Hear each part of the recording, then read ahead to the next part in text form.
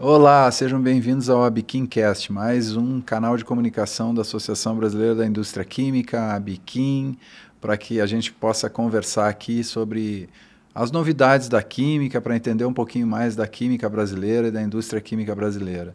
Eu sou André Passos, presidente executivo da ABQuim, e hoje estou aqui com Paulo Gala, economista, mestre e doutor em economia, para a gente conversar um pouquinho aqui sobre química, perspectivas, missões, enfim. Paulo, muito obrigado por estar aqui com a gente para bater esse papo. Boa. Tudo bom, André? Prazer estar aqui com vocês e participar dessa conversa. Aliás, sou entusiasta, né, desses canais. Eu acho que é muito legal poder levar para as pessoas, né, conhecimento sobre o que faz a indústria química, a importância da indústria química para o país.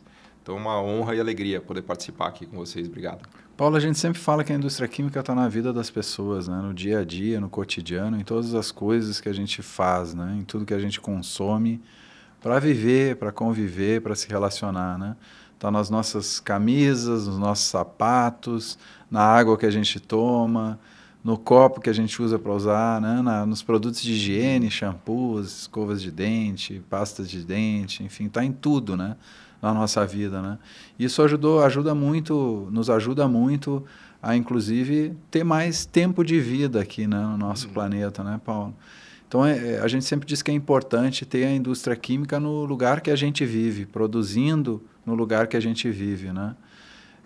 Ano passado você nos ajudou a construir as missões para a indústria química brasileira, né? Como a gente faz para melhorar a indústria química, para ter mais produção aqui, para a química estar mais próxima dentro do nosso país. Eu queria que você falasse um pouquinho sobre como foi esse trabalho de construir as missões, o que elas são, enfim, para a gente conversar um pouco sobre isso, hein? Legal. Então, antes de mais nada, dizer que a gente só percebe coisas que fazem falta quando alguma coisa dá errado, né? Então, a pandemia, acho que trouxe um pouco disso, né? De repente, começou a faltar fertilizante, começou a faltar medicamentos, né? Vários produtos que eram essenciais que a gente não imaginava que eram tão importantes e que muitos deles são feitos pela indústria química.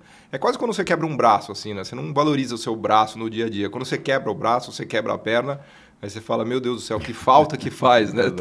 Que falta que faz ter tudo em ordem, né? A mesma coisa se aplica para a indústria química. Quando, de repente, tem algum evento econômico que nos corta do acesso dos produtos mundiais, a gente vê a falta que faz não ter uma indústria química forte e desenvolvida por aqui, né? E acho que a pandemia foi um pouco o exemplo disso, né? As pessoas começaram a se dar conta da importância que é a gente ter uma indústria robusta. Máscaras, e desenvolvida. Né, Paulo? Álcool gel. Até o álcool gel, exatamente. Me lembro na época que, né, começou a faltar máscara e álcool gel, todo mundo falou, meu Deus do céu, como é que a gente vai fazer agora sem esses produtos, né? Mas a indústria química conseguiu dar uma resposta rápida, né, e interessante. Acho que foi, inclusive, importante para a gente superar a pandemia, né? Agora, a indústria química brasileira ela é muito mais do que isso. Ela tem a possibilidade de produzir hoje o que está no que a gente chama da fronteira da transição climática e energética do planeta Terra, né? Acho que o grande desafio que a gente tem hoje no mundo todo é produzir uma economia mais sustentável, né? Como tem dito os especialistas, o planeta não está nem mais em aquecimento, ele está em ebulição, né? A gente chegou num nível assim que é realmente dramático. Então, se a gente não fizer alguma coisa em relação a isso, daqui a algumas décadas vai ser inabitável. A gente não vai conseguir nem viver mais no planeta Terra. E a indústria química, acho que tem um papel-chave nessa transição, e especialmente a indústria química brasileira. Porque, primeiro, que ela é uma das indústrias mais limpas do mundo, né? Pelo histórico brasileiro, nosso parque energético é um dos mais limpos, né? Porque ele está fundamentalmente baseado em energia elétrica, que é hidráulica, né? Hídrica, que é muito limpa, e a novidade também do fotovoltaico, da eólica, né? Hoje a gente tem mais produção de energia eólica do que Itaipu, por exemplo, né? Isso é um símbolo importante. Isso faz com que todo o nosso produto industrial seja mais limpo do que o produto industrial do resto do mundo, né? Especialmente o produto industrial químico, né? A pegada de carbono da produção química brasileira é mais limpa, né? E isso é o que o mundo quer. Então, acho que cabe ao Brasil turbinar essa produção industrial limpa e, inclusive, começar a focar nos produtos de transição energética e ambiental. Acho que esse é o espaço do Brasil no mundo. Né? A gente tem uma dificuldade de concorrer com a escala dos asiáticos, né? Você conhece melhor do que ninguém, André. Sim. A escala dos americanos, a escala dos Muito europeus. maior, né? O Brasil não tem essa escala. De 5 milhões de toneladas para 1 milhão de toneladas no Brasil. Né? Exato. Muita distância. O grande desafio brasileiro é competir com concorrentes que têm uma economia de escala muito maior, né? Até para, sem querer abusar do economês aqui, né? Para quem não está entendendo o que eu estou falando, a culpa é minha, não é de quem está ouvindo. Né? Então, o que é economia de escala? Quando você produz muito, o custo unitário de produção é mais barato, né? O que você falou. Então, se um país consegue produzir 5 milhões de toneladas, o custo unitário do que ele faz é muito menor do que o custo de quem produz 1 milhão de toneladas só. Né? Isso a gente chama de economia de escala. Né? Então, o desafio brasileiro é aumentar a escala produtiva para concorrer com a escala. Esse é um dos problemas, Paulo, que dificulta a nossa capacidade de exportação, por exemplo, de usar aqui os recursos naturais que nós temos para exportar produtos industriais, em especial na indústria química. Exato. Né? O grande desafio brasileiro é atingir economias de escala, porque muita gente quer colocar essa discussão como se fosse uma ineficiência da indústria brasileira, uma ineficiência da indústria química brasileira. Não. O nosso desafio é ter uma escala maior. Porque o que vai aumentar a nossa competitividade é aumentar a escala. E para aumentar a escala, a gente precisa aumentar o investimento. Então, precisa ter condições que atraiam o investimento aqui no Brasil, para que a escala aumente e a gente consiga exportar. Né? A gente consegue produzir praticamente tudo que existe da química no mundo, o Brasil tem capacidade tecnológica para fazer. O Brasil é impressionante nesse sentido. Mas ele não consegue fazer na escala necessária para que o custo unitário de produção fique baixo, para que ele possa colocar esse produto no mercado mundial. Então, nosso desafio é ampliar a escala brasileira. Agora, você me perguntou das missões, né? A gente não vai conseguir fazer isso em todos os produtos. Né? Por exemplo, a produção industrial chinesa é de 4 trilhões de dólares por ano.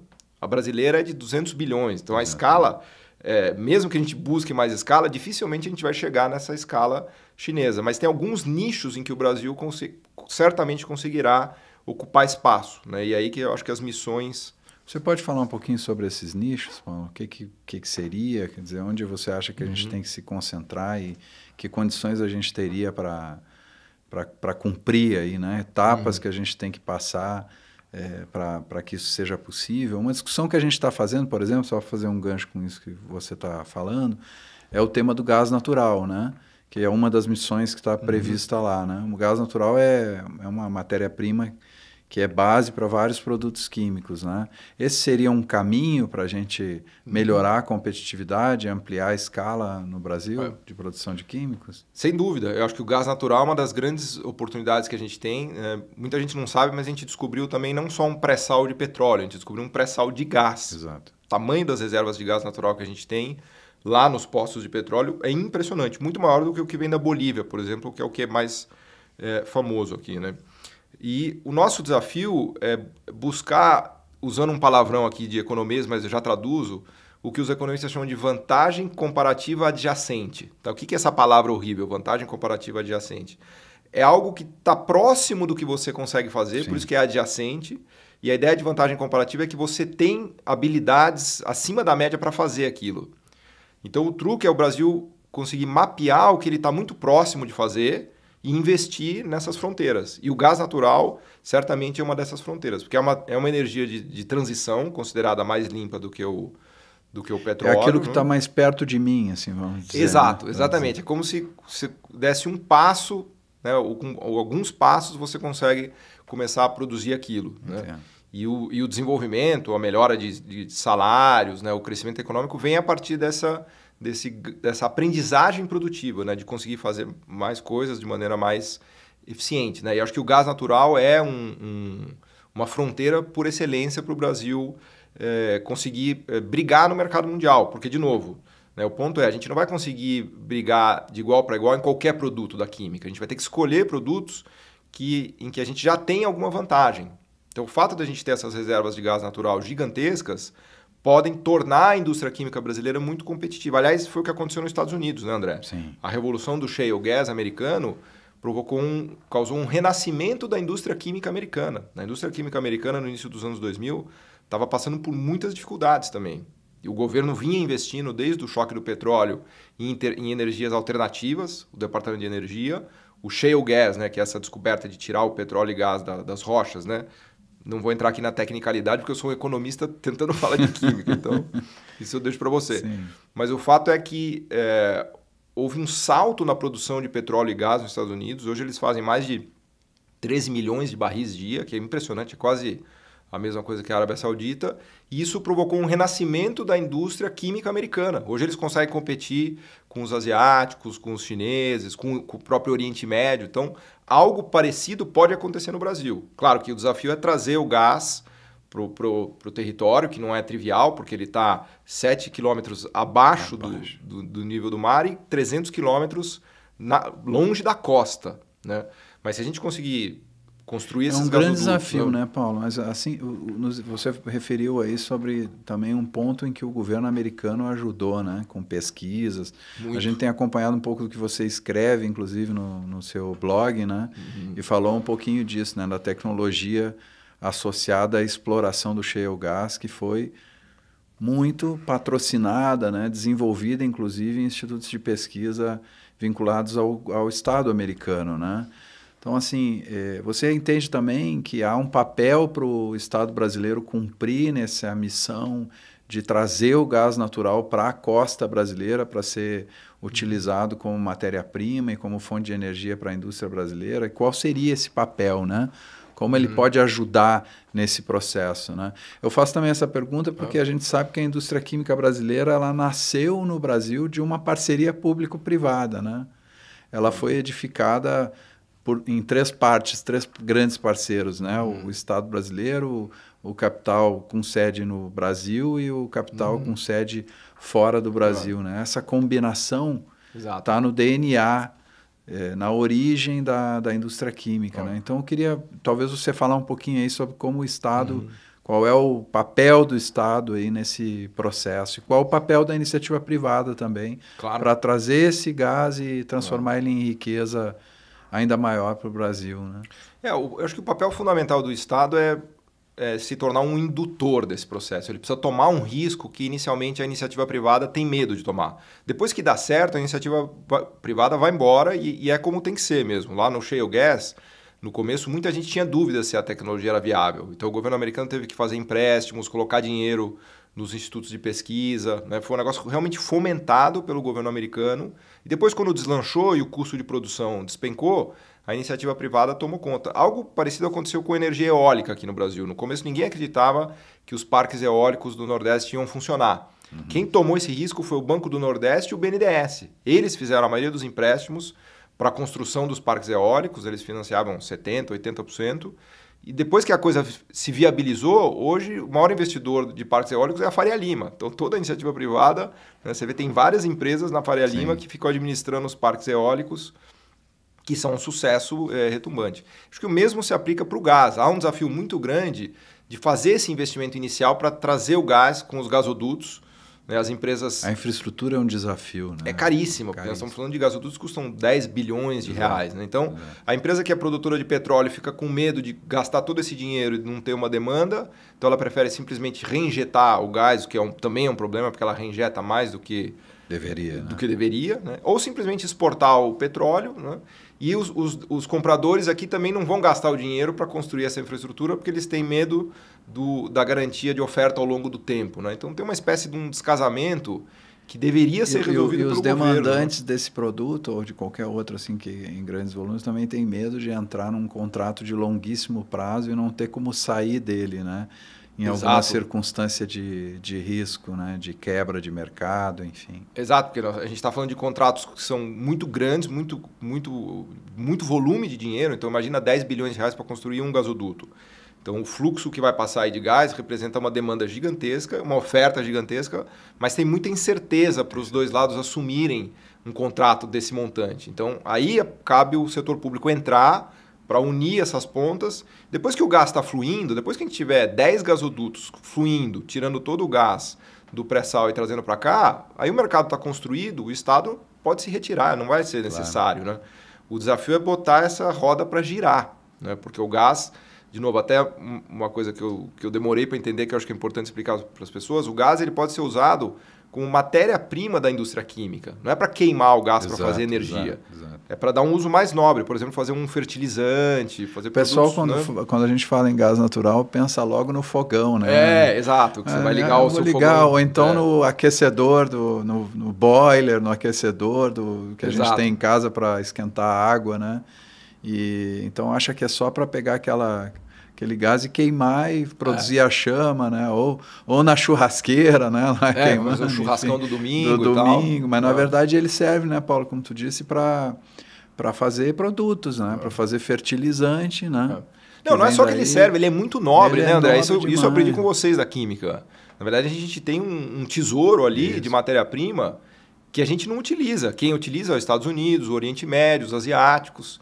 Então, tá aí uma fronteira que o Brasil deveria investir. Está aí uma possibilidade do Brasil gerar valor adicionado da indústria química e produzir de maneira verde e mais barata e conquistar o mundo. Pouca gente sabe, né, Paulo, é que assim, no caso do fertilizante, por exemplo, é usado para produzir alimento que a gente vai comer depois, né? É a função do fertilizante, né? Então a gente tem que ter isso para a plantinha crescer, né? E para a gente poder se alimentar, né? E também ele serve para fazer embalagens, né, Paulo? A gente pode transformar o gás em embalagens plásticas, né? As pessoas não conseguem dimensionar um pouco mas porque isso. É difícil mesmo. Eu até hoje ainda estou meio chocado com essas coisas. Eu estudei lá na química do segundo colegial, a química do carbono e tal, mas a gente esquece, né? A gente esquece de tudo isso. Mas foi bom você ter mencionado esse ponto, porque na pandemia a gente chegou num limite de faltar fertilizante. Quer dizer, imagina o paradoxo do Brasil, que é uma das potências mundiais de agro, não ter fertilizante para rodar o seu próprio agro. Chega a ser vergonhoso. Porque depois... Exatamente, é uma coisa de passar vergonha, porque a gente importa da Rússia, da Bielorrússia, ali dos países ali que ficaram envolvidos no conflito da Ucrânia. Mas o Brasil é tão abençoado que ele tem o solo fértil e tem o gás na frente, no litoral, para fazer... para usar no seu agro. Basta que a gente construa o gasoduto e construa a planta para transformar o gás em amônia, me corrija se eu estiver enganado, ureia, amônia, para fazer o fertilizante para poder usar no agro. Então, é como o sonho do Visconde de Sabugosa, né? Que a gente achou o petróleo ali atrás do galinheiro, só que, na verdade, a gente não só achou o petróleo, como a gente achou o gás também, que é fundamental para o nosso agro. Agora, precisa unir essas pontas. Não faz sentido a gente ter a reserva de gás, ter o agro e ficar importando da Rússia o fertilizante. Né? Perfeito, Paulo. E assim, o gás é como se fosse uma estação, né? A gente vai passar por ele, né? A humanidade não vai usar ele sempre, né? Ele é uma fonte não renovável de matéria-prima, né? A química hoje já descobriu outras formas de produzir, de chegar àquele produto final usando matérias-primas renováveis, né? Então, a primeira missão nossa, né, Paulo, é o tema do gás natural, né? A gente tem que passar por aí, é importante, né? Porque o gás ainda é uma fonte de matéria-prima muito mais barata do que usar fontes renováveis, hidrogênio, óleos vegetais, o mesmo etanol, né, que o Brasil também é abençoado, né, tem alta produtividade a partir da cana-de-açúcar no seu etanol de primeira e segunda geração, que pode ser utilizado também para fazer produtos químicos, né? Mas esse bloco de insumos ainda é muito mais caro, né, Paulo, do que você produzir a partir do petróleo e do gás, né? A gente tem um tempo... Acho eu, né? Eu queria que tu comentasse um pouquinho isso também. A humanidade leva muito tempo para escalar, né? Como a gente diz em economia, para ter economias de escala, né? A partir de determinadas tecnologias, né? E me parece, eu queria que tu comentasse um pouquinho sobre isso, que no uso de tecnologias para usar, enfim, na aplicação de tecnologias para usar matérias-primas renováveis, a gente ainda não tem a mesma escala e os mesmos custos da matéria-prima tradicional de origem fóssil, né? Então a gente tem que sair do petróleo um pouco, entrar no gás e ir na direção disso, talvez também por questões de custo, né? Eu queria que tu falasse um pouquinho sobre isso, porque eu acho que é uma missão que o Brasil tem também. Ele já tem lá as reservas de produtos de matérias-primas renováveis à sua disposição, né? Tem uma biodiversidade grande, né? Tem um território agriculturável grande também. Então, tem toda a matéria-prima, mas para a gente usar ela na química ainda é mais caro do que usar petróleo e gás, né? Então, como a gente faz essa transição, né? Como é que a gente faz o passo a passo sem tropeçar nas próprias pernas? Porque, assim, enfim, o Brasil é meio pródigo nisso, né, Paulo? Ele tropeça muito nas suas próprias pernas. Cria seus né? próprios problemas. Eu acho que a gente é tipo uma criança que está aprendendo se levantou, né, e está dando os primeiros passos e cai e levanta de novo. Mas como a gente faz para engatar aí a caminhada e passar a correr no terreno dos grandes no futuro aí com relação aos renováveis, né? Acho que essa é uma outra missão. Queria que tu falasse um pouquinho também sobre isso aí. Eu acho que é exatamente o que você está falando. A gente tem que ser realista, porque o custo de produção da energia limpa é mais elevado. Então, o mundo nem daria conta agora de migrar rapidamente para as energias limpas, porque o custo disso seria inviável. Sim. Um pouco disso aconteceu com os painéis fotovoltaicos. Hoje, os painéis fotovoltaicos já têm uma viabilidade econômica, tanto é que está explodindo o uso deles. Inclusive no Brasil é quase 10% da... Foram aí, acho que umas 2 décadas para a gente ou mais, né? Paulo? Quem começou com essa história foi a NASA, com satélites. Todo mundo tem a imagem do satélite, que tem as placas solares, né? Se você pensar no satélite, a imagem que tem na sua cabeça é de placa solar, né? Sim. Então, quem começou com essa história foi o governo americano, a NASA, financiando essas placas, porque era um custo absurdo nos anos 60 e 70, mas era o que levantava o satélite, era como o satélite podia ficar lá no espaço. E aí a NASA foi gerando demanda para as placas, a indústria foi se desenvolvendo e demorou 3 décadas para que hoje a produção, com a escala que a gente tem, tornou isso daí totalmente viável. Né, uma agência do Estado gerou a demanda para a tecnologia. As pessoas se esquecem disso, né? Olha para os Estados Unidos e acha que o Bill Gates foi numa garagem, o Steve Jobs acordou, teve uma ideia genial, foi na garagem e fez uma revolução tecnológica. Não, tem dinheiro... Tem que ter alguém para apostar na ideia. Claro, né? Exato. O orçamento militar americano é de 800 bilhões de dólares por ano. Quer dizer, o que eles injetam de dinheiro ali na Boeing, né? Certa altura do campeonato, a Boeing entregou um avião para a NASA e a NASA ficou anos colocando melhorias no avião e devolveu para a Boeing. Né? Você fala, pô, a Boeing, né, que é essa empresa fantástica. Então, é importante, né? Não vamos desvirtuar a nossa conversa aqui, mas é importante ter clareza disso, né, André? E eu acho que o Brasil tem que ser pragmático, porque... O custo da energia limpa até nem é desvirtuar, né, Paulo? Porque no avião, basta as pessoas entrarem lá. Teve muito desenvolvimento de materiais para os aviões, inclusive, poderem decolar, voar, se manter mais tempo, ter mais autonomia a partir do mesmo combustível. Também. Então, a gente vê lá o interior do avião, ele é todo de plástico. Né? Um químico. Por exemplo, é algo que as pessoas não imaginam. Sem indústria química não tem avião. Não tem avião. Né? Sem indústria química não tem avião. Exatamente. É algo que talvez as pessoas não façam essa conexão. Então a gente desvia, mas acaba... Na verdade, qualquer coisa que a gente falar, a gente vai chegar na química. Né? Aliás, eu lembro que, agora que você falou isso, eu me lembro que eu tinha um professor de química que ele falava que a coisa mais importante do mundo era a química, porque tudo é feito a partir da química. Né? A gente tinha altas discussões porque... O professor de física queria falar que a física era a matemática era mais importante e tal, né? Mas de fato é difícil achar alguma coisa que, né, essa mesa, essa caneca, tudo difícil achar alguma coisa que não tenha indústria química. Mas voltando na questão do custo da energia, a gente tem que ser pragmático, né? O petróleo ainda é mais barato. O gás ainda é relativamente barato se comparado a essas energias totalmente limpas. Então, o que eu acho que cabe ao Brasil é desenvolver todas as frentes. O Brasil é abençoado porque ele tem petróleo, ele tem o gás e ele tem o totalmente renovável.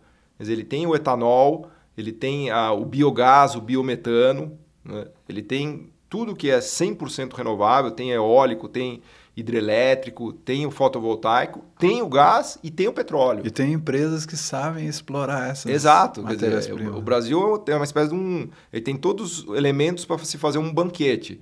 Tem a cenoura, a batata, a alface, tem tudo. Só que a gente precisa cozinhar esse negócio para fazer uma refeição. E nós desenvolvemos, né, Paulo, a tecnologia de exploração em águas profundas. Foi feita aqui, né, no Brasil, para essas profundidades. Né? Exato, isso foi um salto tecnológico incrível da Petrobras. Inclusive, na época, tinha o poço que era onde se descobriu o pré-sal, a Shell tinha uma participação, ela nem quis furar o poço, ela meio que devolveu. Era caríssimo, custava 250 milhões de dólares, mais ou menos, para furar, que é um baita risco, se a gente parar para pensar. Né? Falar, fazer um furo de 7 quilômetros embaixo do nível do mar, e se não tiver petróleo? Sem saber se vai encontrar alguma coisa. Exato. Então, foi um risco que a Petrobras tomou. Graças a Deus que ela tomou esse risco, porque isso colocou o Brasil hoje entre os 10 maiores produtores de petróleo do mundo. Né? O Brasil faz mais de 3 milhões de barris dia de petróleo, e nos colocou nessa posição super vantajosa. Mas, então, temos que ser pragmáticos, né? Explorar o petróleo ainda é importante, o gás é fundamental, e investir nas totalmente renováveis, né? Aí a parte também de etanol, do biogás, né? Então, o Brasil também tem o tal do pré-sal caipira, né? Que é o biogás. A gente tem um volume de gás gigantesco que pode ser extraído daí até essas coisas que a gente descobre e fica chocado, né? Vocês estavam me contando que a gente vai fazer lá em Cubatão os fertilizantes mais limpos do mundo. Exatamente, né? a partir do biometano. Né? Eu falei, mas como é possível isso? Porque eu nasci e cresci ouvindo falar que Cubatão era a cidade que mais poluía o planeta. Né? Agora é a cidade que vai produzir os Imagina, fertilizantes agora mais limpos do mundo. vai sair fertilizante limpo de Cubatão. Ainda bem, eu acho que não é verdade isso. Né? Mas é verdade. Né? Eu conversei com a Yara e eles me explicaram o processo e acho que isso é simbólico do potencial brasileiro. Né? Não é fake, né? Como a gente exato, diz, exato. Isso é possível porque a gente tem todo o histórico da petroquímica brasileira, do know-how, da tecnologia, tem o biogás, agora, Paulo, tem empresas que fazem. Se me permitir, eu queria fazer uma observação sobre isso que eu acho que é importante. Né? Hoje a gente está correndo o risco de ser mais viável importar a ureia ou a amônia do que produzir em solo brasileiro lá, né? Então, a Yara está indo na direção de produzir o biometano, só que ela ainda compete, né, Paulo, com o fertilizante, a amônia, mais barato, importada, né? Mais barata, com mais pegada de carbono, né? Que é sujo, mais sujo, né? Então, como o consumidor brasileiro vai olhar o preço, é normal e é legítimo que olhe o preço, né? Então, se ele vai ter uma amônia a 100 importada e uma amônia produzida no Brasil com biometano, ou por mais renovável e sustentável que seja, a 150 ou a 200, ele vai, né? O agro vai comprar a de 100. Né? E aí a gente coloca em risco essa descoberta que é produzir a partir do biometano, porque a gente não consegue produzir a tradicional a um custo que absorva os custos maiores, né? Dessa molécula produzida a partir do biometano, né? Dessa amônia produzida a partir do biometano. Porque as empresas, você economista sabe bem disso, né? As empresas elas têm um portfólio de produtos, né? A Yara vai produzir no biometano, mas ela também vai produzir no gás, ela vai fazer um mix desses custos e ser competitiva no produto final. Ela tem que ganhar dinheiro no final do dia, né? Então, a gente está vivendo muito isso, né? Mesmo esse investimento em biometano está arriscado pela concorrência de produtos que têm uma pegada de carbono maior, mas são mais baratos no Brasil, né? Então, mas isso é importante para a transição também, né, Paulo? Isso é fundamental. Eu acho que a gente tem que ter clareza e ter consciência no Brasil que a agenda de transição verde é uma agenda brasileira. É a agenda que vai fazer o Brasil ganhar dinheiro. Isso. Porque o governo precisa atuar, precisa regular, né? E todos aqui no Brasil precisam ter clareza de que quanto mais a gente levar adiante essa agenda, mais o Brasil tem a ganhar. Porque o correto é que se penalize os produtos sujos. Que eles sejam taxados, que eles paguem imposto, que eles paguem multa. Né? Toda a discussão de economia do meio ambiente é que se você não regula, se você não taxa o produto mais sujo, ele polui o planeta. A grande discussão é essa. Né? Então, o Brasil ele teve a sorte, entre aspas, de fazer produtos limpos. Então, a nossa agenda é o quê? Levar essa bandeira adiante. Falar, pessoal, é isso mesmo, a gente tem que produzir coisa limpa e valorizar, mas não é só valorizar no sentido de que é um orgulho brasileiro, também nesse sentido, mas valorizar no sentido de tributário, de tarifa, de taxação, de regulação. A gente tem que defender a nossa fronteira, exato. Né, Paulo? Defender a fronteira ambiental, se você quiser. Ambiental nossa, né? A gente tem falado muito, você fala inclusive no tema do dumping ambiental, né? Que alguns países que exportam para o Brasil fazem, né? Claro, porque você pode produzir mais barato de maneira suja. Né? Por exemplo, a China agora voltou a reativar usinas a carvão.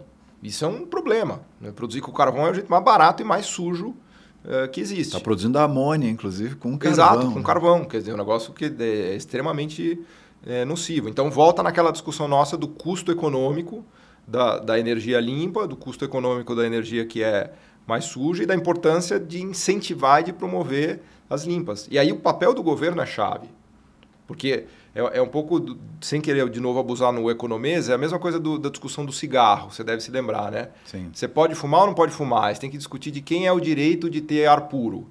Né? Então a sociedade chegou à conclusão que é direito das pessoas ter ar puro. Então quem quiser fumar pode fumar, mas vai num quartinho lá e fuma. Num cercadinho. Num cercadinho e fuma lá. Né? Então os direitos de propriedade foram atribuídos e o Estado regula. Mesma coisa no meio ambiente. Né? Se isso não for regulado, vai acontecer o que já está acontecendo. Né? Então, e agora eu acho que tem um outro desafio, André, que é da economia de escala, voltando no tema inicial, que assim, o Brasil ele tem todos esses ingredientes na mesa, só que ele precisa atingir a escala necessária para que o custo de produção dele caia. Então o desafio é como incentivar as empresas a investirem, porque a economia de escala é o quê? Aumentar a planta produtiva, aumentar a utilização da planta. Então acho que cabe ao governo e à sociedade desenhar mecanismos para que o nosso nível de produção e de investimento aumente, para que a escala faça com que a nossa competitividade também aumente. Né? Esse é o desafio que está colocado para o Brasil. E assim, essa é uma missão fundamental, né, Paulo? Aumentar a escala através do uso de fontes de matéria-prima com preços competitivos, né? Aumentar a escala também usando fontes renováveis, né? Fazendo capacidades produtivas que usem matérias-primas renováveis como etanol, óleo vegetal, biomassa, enfim. Mas o que a gente está vendo agora, Paulo, nesse momento, você sabe, é uma retração da produção nacional de químicos, né? Hoje a gente está com em torno de, há alguns meses já, estamos com em torno de 67% do uso de capacidade. Isso quer dizer que boa parte do que a gente já investiu no Brasil, que já não é uma escala muito grande, está ocioso, né? Então está ficando impossível competir com o produto importado. Quem está tomando esse mercado é o produto importado, né? Eu apresento esse número aí para a gente conversar um pouquinho, porque eu queria ouvir de ti um pouco desses 8 meses aí de novo mandato, né? A gente sabe que ainda é pouco tempo, se eu comparar 8 meses com os últimos 4 anos ou 8 anos, enfim, é assim, abusar demais da paciência de quem assumiu e está governando, né? Mas dado que a gente está sofrendo um recuo, e isso é um fato, eu queria ouvir de ti um pouquinho o que a gente avançou aí, né, nesses primeiros 8 meses em direção a essa perspectiva de longo prazo, estratégica, de médio prazo de transição, de reindustrialização ou neoindustrialização, como tem falado o vice-presidente Alckmin, e o que a gente ainda não avançou ou inclusive pode ter desviado um pouco de rota, né? Te ouvir um pouquinho sobre isso, aí se puder fazer um gancho com a química também, desse ponto de vista, seria legal. Hein? Tá. Eu acho que primeiro é importante resgatar que tem um fenômeno conjuntural que é o direcionamento do petróleo russo para a Ásia, que está dificultando muito a situação dos produtores, especialmente de petroquímica, de química em geral, porque o petróleo russo chega mais barato na Ásia, por conta das sanções, né, que o Ocidente não compra, e os asiáticos processam, né, transformam em produtos químicos e vendem os produtos químicos mais baratos para o resto do mundo. Há um excesso de capacidade no mundo também, que é decorrente do final da pandemia. Né? Na pandemia faltou produto, agora está sobrando. Inclusive, algo parecido está acontecendo com chips e semicondutores. Né? Então, o Brasil tem uma enxurrada, uma sobreoferta de produtos químicos, principalmente asiáticos, que dificulta, né? Voltamos na questão da economia de escala. Então, lá é produzido de maneira mais suja, com muita escala. Chega aqui mais barato. Então, a indústria química brasileira tem dificuldade de competir com isso. Né? Isso para falar um pouco da conjuntura. Agora, você perguntou do novo governo. A minha visão é que, conceitualmente, a gente avançou muito. Conceitualmente, no sentido de que o governo que assumiu, eu acho que ele entendeu essa mensagem que a gente está passando aqui, o que a gente está falando. Né? Se a gente olhar a composição dos ministérios, as pessoas que estão nas secretarias, os planos que estão sendo anunciados. Por exemplo, se você olhar o PAC, né, 60% do PAC, da parte de energia, está relacionado a energias renováveis. Assim, quase meio a meio. Dá para dizer que metade do PAC é ligada a energias renováveis e outra metade a energias não limpas. Né? Então, ali já tem uma sinalização disso. Se a gente olhar o BNDES, a composição do BNDES, os diretores que estão no BNDES, tem diretores ali que são especialistas em questão ambiental, de sustentabilidade. Né? Então, eu acho que conceitualmente me parece que o governo tem bastante claro isso. Né? Eu enxergo no BNDES, eu enxergo no MIDIC, eu enxergo no Ministério da Fazenda, que tem uma subsecretaria que pensa em questões estruturais. Então, eu acho que né, eles devem anunciar até o final do ano as missões do governo, já anunciaram em grandes linhas, né, as 5 principais missões, e está ali, uma delas é a química e a sustentabilidade, né, já está ali. Agora, isso conceitualmente falando, agora na prática são outros 500. Né, na prática são outros 500. Então, é o que você falou, acho que a gente tem que ter um pouco de paciência, o governo está começando ainda, são 8 meses, né? E nos próximos anos a gente vai poder ver se a agenda vai andar de verdade ou não vai andar. Mas, assim, me preocupa porque eu costumo brincar que é o equivalente daquela luta do peso-pena com o Mike Tyson, né? Você tem que ter clareza disso. A gente vai apanhar certamente se não acontecer nada. Exato, a gente está entrando no ringue para lutar com o Mike Tyson. Então não adianta ficar todo mundo falando, que legal, vamos lutar boxe. Não, a gente vai tomar uma surra que a gente pode... chegar em casa com aleijado. A gente já apanhou um pouquinho nesses primeiros 6 meses, bastante. Exato. Então é uma briga muito dura. Assim. Eu fico feliz de ver que o governo pelo menos ele está alinhado, ele encaixou essa ideia. Ele entendeu, né? Ele entendeu, exato. Porque eu acho que o outro governo, apesar de que tinha a agenda do gás, você vê que tem coisas que estão maduras na sociedade brasileira. Né? Seja um governo mais à esquerda, mais à direita, tá aí a agenda do gás, a agenda da transição ambiental. Né? O próprio BNDES já estava se movimentando nessa direção. Né? Então, nesse sentido, eu acho que a gente avançou. Agora, nós temos essa luta aí para encarar. Tem que acelerar um pouquinho, né, Paulo? Eu acho. A gente está vivendo esse período crítico que você falou em relação ao gás russo, a guerra da Rússia e da Ucrânia. Infelizmente, embora a gente tenha entendido o cenário, eu acho que todos entenderam, né? A sociedade, o governo, as empresas privadas, enfim... Infelizmente, a gente entendeu que está num cenário horroroso. Né?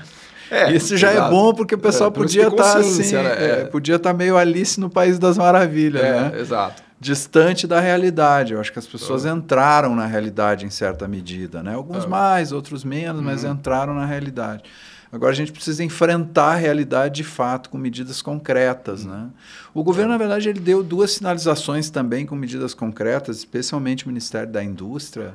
Né? E aqui eu faço um registro importante até em relação ao vice-presidente Alckmin, ao secretário da Indústria, lá, o Wallace Moreira e tal, que 2 medidas concretas, e a Tatiana Prazeres também, que é secretária de Comércio Exterior, 2 medidas concretas a gente... Eu peço perdão se esqueci alguém, mas a gente nem sempre lembra todo mundo, né? Mas 2 medidas concretas foram tomadas nesse período. Uma foi uma elevação que houve do imposto de importação de alguns produtos, né? Que ajudou um pouquinho enfim, né? No enfrentamento, nessa luta desigual com o Mike Tyson. Exato. Né? Chinês e americano, né, Paulo? E depois, agora, recentemente, também a gente teve o tema do regime especial da indústria química, que no mandato anterior tinha sido extinto, né? Suspenso, mas extinto, né? Vamos falar assim. Né? Foram incluídas diversas complicações, inclusive para ele voltar a rodar. Deixou assim, uma tarefa difícil para o governo resolver e para as empresas resolverem também. Mas agora saiu também, recentemente, essa redução de peso tributário, né? O que ajuda também nesse cenário. Né? Só que a gente tem que ter outras medidas concretas, né? Porque tem uma enxurrada, né, Paulo? Tem produtos... que a gente... São nomes complicados, mas, enfim, aí não é o economês, é o quimiquês, né? Fala e explica. Assim, tem um produto, por exemplo, o óxido de propileno, que é feito em Aratu, né? E vem aqui para o Guarujá para fazer poliol, que é um outro, mas que no fim vai servir para fazer poliuretano, que é a espuma que vai nos colchões. Então, todo mundo que estiver nos assistindo ou que vai nos assistir aí... Você dorme em cima de poliuretano. Que dorme em cima de poliuretano. Que se não tiver o poliuretano, vai dormir... Cama de madeira. Cama de madeira, de faquir. Né? E o que está acontecendo? Aumentaram 700% as importações desse primeiro 700%. produto. 700%. Né? Então, assim, a fábrica vai... paralisar, né, praticamente. Esse é um dos produtos. A gente tem também o nitrato de amônio da Yara, aumentou brutalmente, quase 100% a importação. Né? Estireno, que...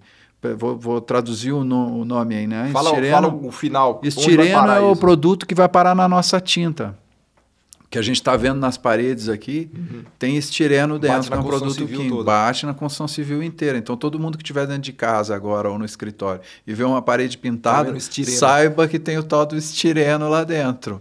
Né? Se alguém está tomando, enfim, né? Alguém que vai bater no liquidificador, que tem aquele copo de plástico, né? Aquilo lá pode ser polipropileno ou polietileno, que também é um plástico. Aumentaram 25% as importações.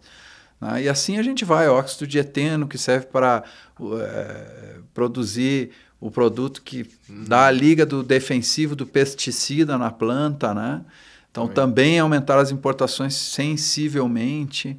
Então a gente está vendo aí um aumento e um recuo da produção de químicos no Brasil por conta dessa guerra, né, que está acontecendo lá, por conta do preço do gás, do óleo e do gás russo que está indo para a China. E também as medidas do governo americano, porque isso é uma parte da conversa importante, né, André? Exatamente. Porque assim, é importante registrar que o problema da indústria brasileira não é ineficiência, é falta de escala. Porque tem muita gente que quer colocar isso na conta, os empresários são ineficientes, a gente tem ineficiência. Não, o que a gente tem é falta de escala. Se a gente produzir 5, 10 vezes mais, nosso custo ia ser igual ao do americano, do asiático e do europeu. Exatamente. O nosso desafio é aumentar a escala. Aumentar, não voltar atrás. Exato. Né? Esse é o primeiro ponto. Agora, o segundo ponto é que não bastasse essa assimetria de escala, agora os governos resolveram entrar com mais força nessa briga. Os governos dos países ricos. Quer dizer, não bastasse os Estados Unidos já ter uma indústria gigante, agora o Biden resolveu colocar $1 trilhão para turbinar essa indústria. Né? Você pegar o IRA, né? O que é o Inflation Reduction Act, que na verdade não tem nada de Inflation Reduction, é Indústria Bombation Act, né? Para bombar a indústria americana. Para bombar a indústria americana, então ele está dando mais subsídios e mais recursos para o Mike Tyson brigar com o peso-pena. Exato. Né? Então essa que é a nossa situação. Tá bombando o Mike Tyson. Exato, ele tá dando mais anabolizante pro Mike Tyson. Fala, para, o cara já é forte, né? E a gente tomando suco de cana. Tá difícil, né? A musculatura, né? É importante esses sinais, essa direção que o governo está apontando, que eu acho que refletem exatamente isso que você disse, que tem a compreensão do cenário e de que tem que fazer alguma coisa. Mas é importante a gente dizer para todo mundo também que isso que está sendo feito ainda é pouco, né? É pouco, né? É pouco, assim. A gente está tomando suco de cana, como eu disse, e o pessoal lá com os melhores suplementos eu acho que mundiais, assim, André, o Brasil ele tem o privilégio de ser um dos poucos países emergentes que tem uma indústria química, que tem uma capacidade tecnológica que qualquer outro país emergente sonharia em ter. Então o Brasil, nesse sentido, ele tem muito potencial. Só que ele está meio que numa encruzilhada. Porque assim, ou ele desenvolve essa indústria e ganha escala e vira um peso pesado, né? Ou ele tende a encolher mesmo, porque poucos países no mundo tem um ponto muito legal que você fala também muito nos seus comentários, então, nos seus videocasts, né? E nos seus escritos lá no blog, né? Nos seus textos, que é o papel que a indústria tem, e a química, evidentemente, na formação das pessoas, né? Na formação, na criação de conhecimento técnico e na viabilização de profissões, ao fim da conta. Claro. Né? Profissões de alto nível, de alta qualidade. De alto salário. E de altos salários. Né? Eu acho que era legal a gente conversar um pouquinho disso, né? Porque o que passa um pouco pela minha cabeça quando eu leio o que você escreve lá é assim, se eu não tiver indústria, não tem engenheiro. Exato. Onde é que o pessoal vai trabalhar se não tiver indústria, né? Assim, a produção de produtos primários não demanda grande engenharia, né? A gente tem 100 milhões de pessoas para empregar. Exato, né? Queria que tu falasse um pouquinho disso aí, né? Da empregabilidade, especialmente da empregabilidade desses profissionais de alta qualidade, né? Certo? E o papel que a indústria cumpre nisso, né? Porque a gente tem que pensar a importância da indústria existir, né? Para quê? Para a vida das pessoas, ao fim, né? Claro, até, inclusive, se você olhar os dados atuais, a indústria química já está entre as que mais paga salários. Os salários mais elevados são pagos na indústria química, né? E no final do dia, o que a gente quer é isso, é ganho de renda, né? Ganho de qualidade de vida, de bem-estar. E o setor industrial ele tem essa capacidade de pagar salários elevados, porque ele tem muita produtividade e tem muito que a gente chama de capital humano, para usar um outro palavrão do economês. Capital humano é conhecimento técnico, qualificação. Sim. Né? Porque senão a gente vira uma espécie de uma economia de padarias, né? Fazendo uma brincadeira, nada contra as padarias, eu sou consumidor aficionado de padaria, eu passo minha vida, almoço, tomo café da manhã e janto na padaria. Devia comer menos pão até, mas enfim. Não, mas eu troquei o pão pelo abacate, pelas frutas, café sem açúcar e tal. Mas enfim, o ponto é, uma economia de baixa complexidade, que não tem indústrias com conteúdo tecnológico, com capital humano, ela não consegue pagar salários elevados. Ela até pode empregar todo mundo, mas vão ser empregos de baixa qualificação e baixos salários. É uma espécie de uma economia da 25 de março ou do bico, né, de atividades que remuneram mal, né, que não têm conteúdo tecnológico e que, portanto, pagam salários baixos. Então, o setor industrial, não é só o setor industrial, o setor tem a parte de serviços sofisticados, né? Mas na maioria das vezes os serviços sofisticados eles caminham junto com a indústria, eles são fornecedores da indústria. Exato. Porque tem o design, o TI, o marketing, né? Tudo isso, muito dessa demanda vem do setor industrial, né? Então, as economias mais pobres, elas não têm esse complexo industrial e de serviços empresariais. E aí os salários são muito baixos. Por isso que elas têm renda per capita de $1.000, $2.000, $3.000, enquanto que uma Alemanha e os Estados Unidos têm uma renda per capita de $50, $60.000. Então, abdicar da indústria, no caso brasileiro, seria abdicar dessa possibilidade de ter salários mais elevados, né? De ter uma qualidade de vida pagam salários mais elevados porque as atividades são mais complexas, né, Paulo? Exigem... Não, e são mais rentáveis também. São mais rentáveis também. São né? mais complexas e mais rentáveis e exigem conhecimento técnico, é o que você falou. É uma engenharia sofisticada, né? Para você fazer um fertilizante limpo a partir de biometano, quer dizer, eu não faço a mais remota ideia de por onde começa a fazer um negócio desse. Né? Mas tá claro, assim, por que um engenheiro da BMW ganha 15 mil euros por mês? Porque ele faz um motor da BMW. Exato. Então, né, quanto maior a qualificação técnica e o conhecimento que a pessoa tem no trabalho, maior é a remuneração dela. Né? E o setor industrial ele tem essa característica. Né? Não estou querendo menosprezar as outras profissões, mas vamos concordar que é mais difícil você fazer um motor de BMW do que eu cortar o cabelo de uma pessoa. Sem dúvida nenhuma, né? A questão é essa, depende do cabelo. O meu é difícil de cortar, mas enfim. O de homem é mais fácil, de mulher é que é mais difícil. Né? De mulher é muito difícil. E é mais bem pago, inclusive, né? Inclusive custa 5 vezes mais, né? Esse exemplo é bom, né, Paulo? Porque a gente, à medida que vai aumentando a complexidade, à medida que vai aumentando a agregação de valor, né? Naquilo que é produzido. E vai ficando mais escasso, né? E vai ficando mais escasso também, né? O bico, né? Ou não o bico, como você fala em economias. Né? Exato. No fundo, o que a gente tem que tentar fazer é fugir das coisas que são commodities, que todo mundo faz. Perfeito. A gente precisa tentar fazer coisas que pouca gente faz. Que só a gente faça, né? Exato. Aí você tem um poder de cobrar mais caro, de ter mais lucro, de pagar mais salário. Esse é que é o Isso truque, é bom a gente conversar, porque isso faz com que as discussões que a gente tem cheguem mais perto das pessoas, né? Claro, senão a gente está falando uma coisa meio etérea, indústria química. E o que a gente está vivendo hoje é esse desafio, né? Que tipo de emprego a gente vai criar no futuro do nosso país, ao fim e ao cabo, né? Exato. A gente não está discutindo só a importância do que a gente vai fazer, dos produtos. Eles são importantes, resolvem... A química é a solução para a vida das pessoas, né? Como a gente falou lá no início, roupa que a gente veste, medicamento que a gente usa, tinta na parede, enfim, né? E por isso ela já é importante, mas...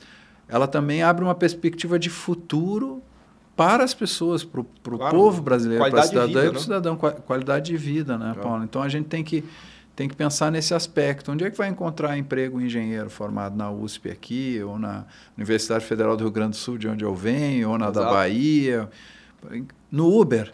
Nada contra o Uber, né? Mas a gente sabe também que está havendo... né? Gente que usa esse serviço... Ou fuga de cérebro, que eu falo. Eu costumo ou vai para fora do país. Ou vai para o Uber ou vai para fora do país. Ou para fora do país. Ou seja, quem tem muito capital humano, quem investe muito em qualificação e educação, ele tem um potencial de ganhar um salário grande. Então, se ele não conseguir ganhar aqui, ele vai tentar ganhar fora. Então, o Brasil, muitas vezes, ele vira catapulta de técnicos. Né? Forma pessoas maravilhosas e aí o fulano vai virar um engenheiro químico nos Estados Unidos, na Alemanha, na China, na Coreia. Né? Então... o parque industrial brasileiro ele precisa se ampliar para absorver as pessoas qualificadas e pagar os salários mais elevados. E tem ganhos sistêmicos também, né, Paulo? Porque assim, essa pessoa que hoje vai trabalhar um engenheiro mecânico vai trabalhar numa fábrica química, né? ele vai trabalhar durante um tempo lá e ele pode, eventualmente, pelo conhecimento que ele desenvolveu, ir trabalhar numa siderurgia e trabalhar de alta performance. Pô, eventualmente ele abre uma empresa abrir dele. uma empresa dele, né? Então, assim, multiplica, né? Exato. Multiplica possibilidades de desenvolvimento econômico para o país, né? Acho o tecido produtivo de um país rico, ele acumula muito conhecimento. Então, esse conhecimento vira uma empresa nova, vira um spin-off. Né? O importante é que esse conhecimento está sendo transformado em dinheiro, em remuneração, em salário e está sendo reinvestido. Não pode vazar do sistema. E são os lugares também onde acontecem as grandes inovações, né, Paulo? Claro, a indústria e o serviço que você falou, que é relacionado à indústria, demandado, né? Exato. Então é aí que vai ter pesquisa, desenvolvimento, novos produtos, novos materiais. Se você olhar das patentes mundiais, acho que 90% das patentes são do setor industrial. Quase que nem faz sentido você falar de patente que não seja do setor fora industrial. Do setor industrial. Ele é quase um sinônimo. Né? Tem uma parte de serviços também, mas a grande maioria das patentes são do setor industrial e são dos países mais ricos. Né? Quem são as grandes... Né? Eu estava vendo o dado de 2021. Teve 1,5 milhão de patentes no mundo. Foi 1/3 China, pouco menos de 1/3 Estados Unidos. A China teve acho que 300 mil patentes. Aí os Estados Unidos teve 250. Veja que a China estava acima já dos Estados Unidos. Aí depois vem Japão e Alemanha com umas 100 mil, 120 mil. O Brasil, quantas tem? 10 mil patentes. Rapaz. A Austrália tem 40 mil patentes. A Austrália, que não é uma potência industrial, mas que tem indústria, né? Ao contrário do que muita gente imagina, a produção industrial per capita da Austrália é 3 vezes a brasileira, né? Tem muita indústria e tem o triplo das patentes brasileiras. Né? E aquilo que a gente falava do professor de química que você referiu, né? A química é a combinação de diversos produtos, né, Paulo? É pura ciência, né? Exato. Pura ciência. Exato. Então você tem que ter conhecimento para lidar com isso, né? Tem que ter conhecimento. Mas esse conhecimento só vai ser produzido se tiver onde aplicá-lo, né? Esse é um aspecto bem lembrado, importante. A química é um dos melhores exemplos do lugar que transforma ciência em conhecimento produtivo e em produto, e em salário, e em lucro. Exato, é um círculo círculo positivo, completo aí todo, né?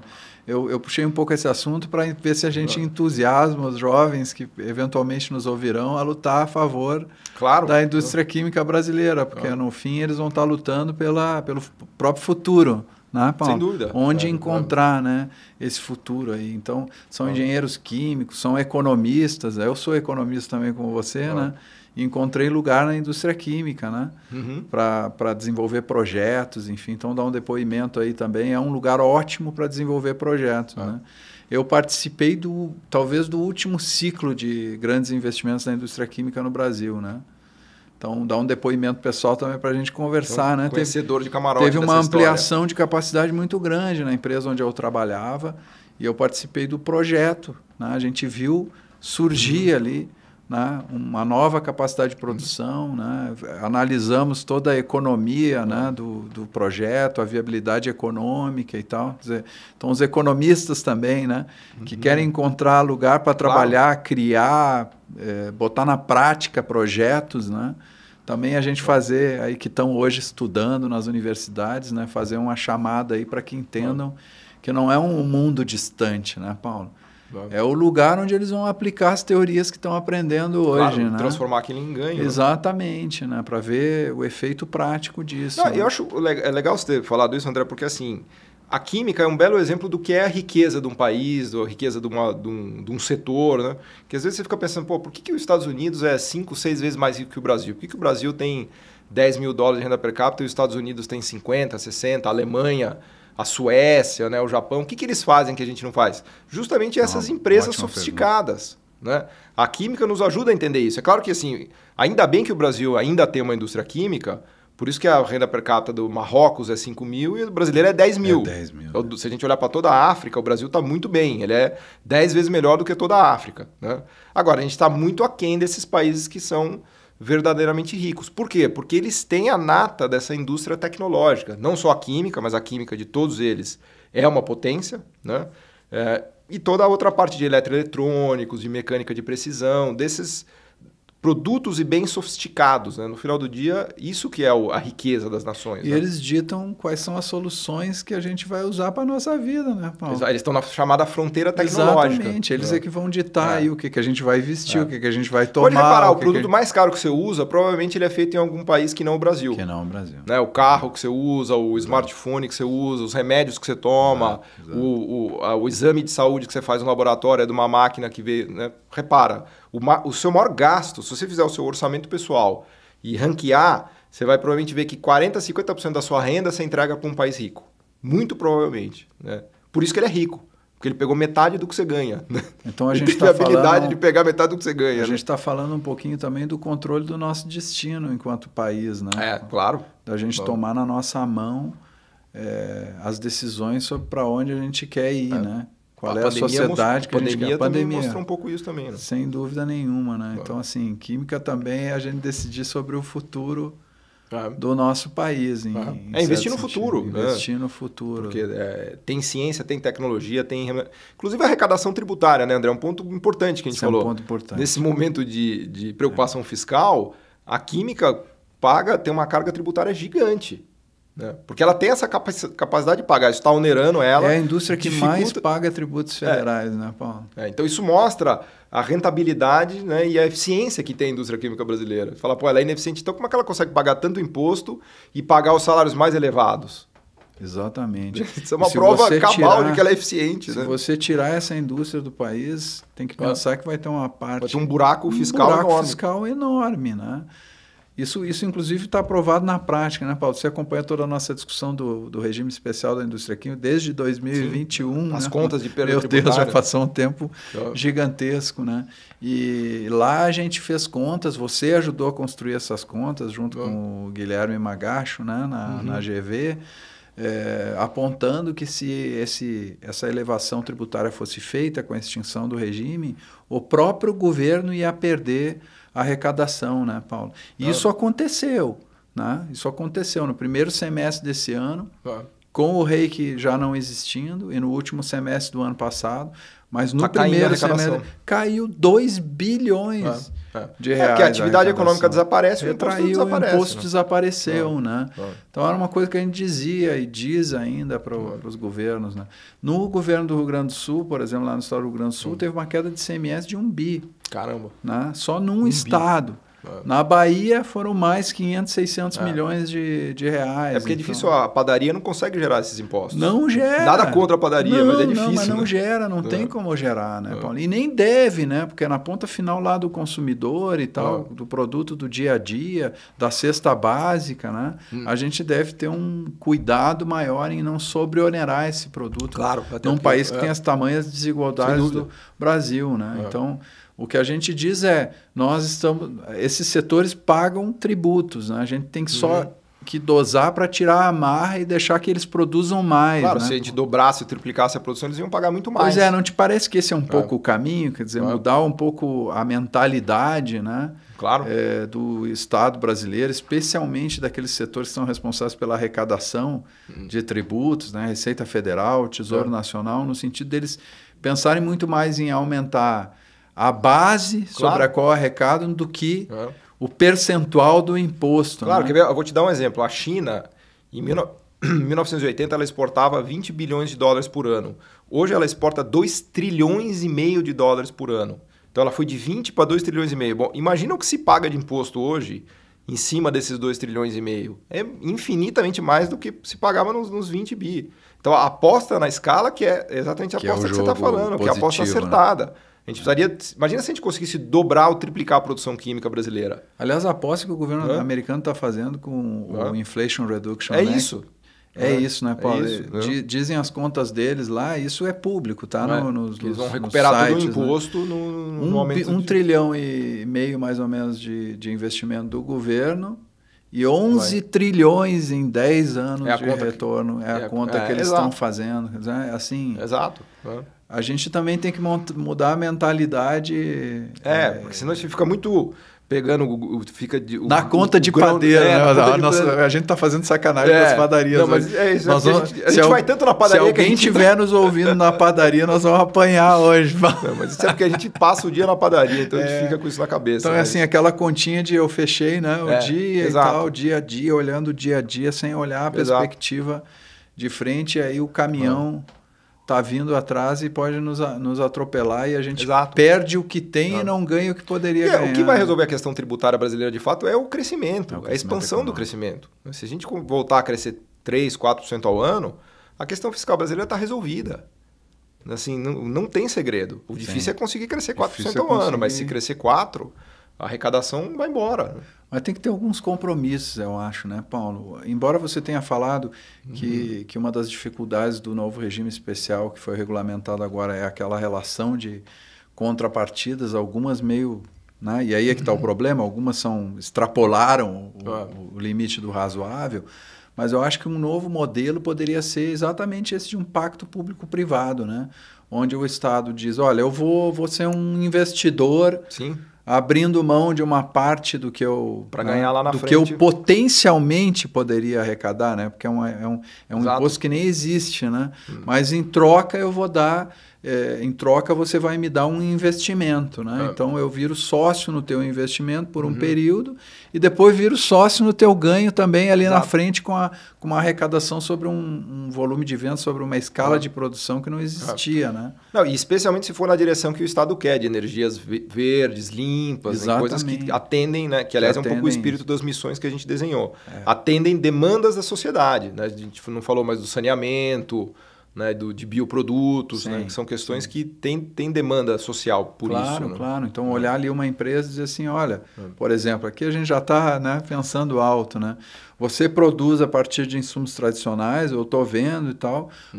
Estou vendo que é importante ainda aumentar, por exemplo, um pouco a produção em cima de gás natural e etc. Mas tem que ter um compromisso de uma capacidade produtiva verde, renovável, circular. Né? Exato. Dizer, combinar essas coisas é muito importante, né, Paulo? Ampliar a capacidade e ter um compromisso. Acho que isso é um jogo de ganha-ganha, né? Os dois lados ganham nisso, né? Não, e as empresas podem ganhar muito dinheiro com isso. Né? De novo, cito o exemplo aqui dos parques eólicos, a própria indústria de etanol brasileira, quantas coisas a gente já não fez de sucesso, né? Nesse sentido, né? São fronteiras. Eu acho que esse é um processo que a gente pode criar aí, né? E é um pouco a ideia dos nossos debates aqui no AbiQuimcast, a gente... Né? Enfrentar esses debates e tentar criar soluções, né, para a gente sair desse estado atual e, enfim, né, desenvolver a indústria química no Brasil. Paulo, eu queria te agradecer aqui por essa conversa, foi maravilhosa. Assim, né? A gente transitou falamos de tudo. Do Fusca ao jato, né, ao satélite com energia... Com energia do sol, né? Com painéis fotovoltaicos, que aliás levam química também, né? Então, mas tem lá, né? Produtos químicos lá dentro, né? Então, queria te agradecer aí. Fica aberto o convite para a gente repetir, né? Fazer essa conversa e muito obrigado por ter estado com a gente. A gente falou de tudo porque a química está em tudo, né? Então, você vê que a conversa sobre química nos leva para todos os lugares, né? Mas... Foi um prazer. Ela é uma indústria que está em todas as indústrias e é uma indústria que está na vida de todos nós, né? Obrigado, Paulo. Obrigado, prazer. Obrigado, até mais.